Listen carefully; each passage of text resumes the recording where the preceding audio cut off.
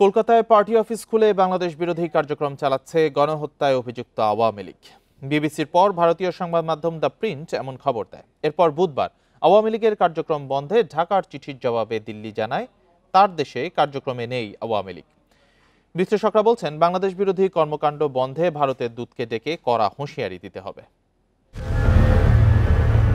১৯ August ভারতের সংবাদ মাধ্যম দ্য প্রিন্ট জানায়, সরকারি ও নিরাপত্তা বাহিনীর প্রায় ২,০০০ ব্যক্তি কলকাতার নিউ টাউনে অবস্থান করছেন। তারা সেখানে রাজনৈতিক কর্মকাণ্ড চালাচ্ছেন।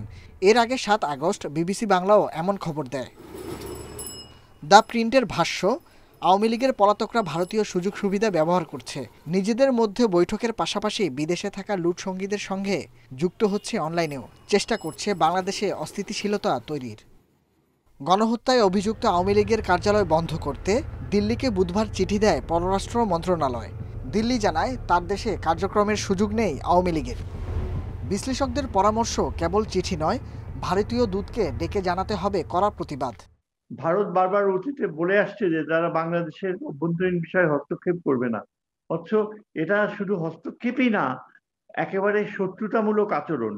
এটা এনিমি স্টেট হিসেবে ধরা যায়। আজকে যদি বাংলাদেশে একটা ইলেক্টেড গভর্নমেন্ট থাকতো, তাহলে যে কাজটা করতো ইন রেসপন্স, সেটা হচ্ছে সরাসরি রাষ্ট্রদূতকে ডেকে পাঠানো। ভারতে আওয়ামী লীগের রাজনৈতিক কর্মকাণ্ডে দুই দেশের সম্পর্ক আরও খারাপের শঙ্কায় নিরাপত্তা বিশ্লেষকরা।